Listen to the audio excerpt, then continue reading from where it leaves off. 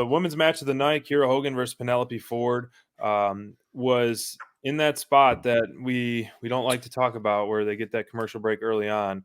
But Penelope Ford is one of those talents that we've talked about pretty regularly over the past few months, especially with her pairing with the Bunny.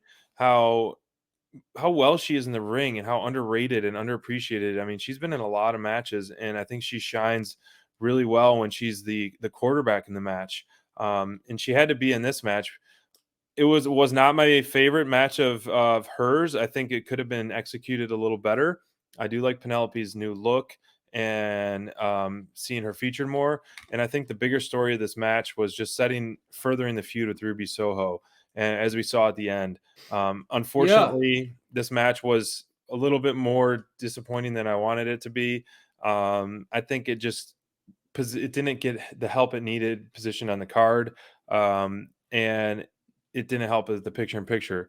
But Penelope Ford, I think, the momentum is still with that tag team, and we've talked about before, like Penelope and Bunny could, if there isn't ever a tag team titles for the women's division, could definitely spearhead those titles if those do come in, as they consistently get more wins under the belt as a team and establish them as more of a true tag team, which we don't have any true That's tag what I teams was in the thinking women's about division yet. when I was watching this match. That's all I thought about was, SPD. You've been saying it for a long time, way before it was popular.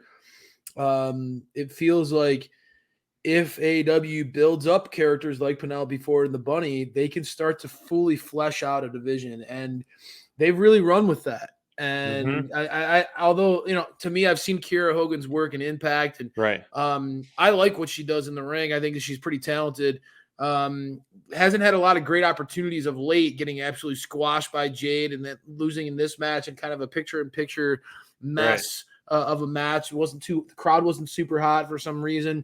It seemed to serve a purpose of just kind of playing into the greater feud of Ruby with Penelope and Bunny. And man, that's been a lot of trash talk, especially between Bunny and Ruby on Twitter. My goodness, those two are going at each other. But it feels like this is a litmus test for the women's division and how far they want to go with it, because you're building up some people who, this time last year, man, Penelope Ford and the Bunny, if you would have told me that they were believable, upper mid-card top talents in AEW's women's division, I would have been wishy-washy about that, right? I mean, they haven't always been presented as the strongest characters in this division, and they certainly have had some moments where they've come out on top and they've looked quite strong of late, especially. So I like where they're going with that, and I think that this Ruby feud, having her just be that fired up baby face, almost like a Thunder Rosa vibe, where it's just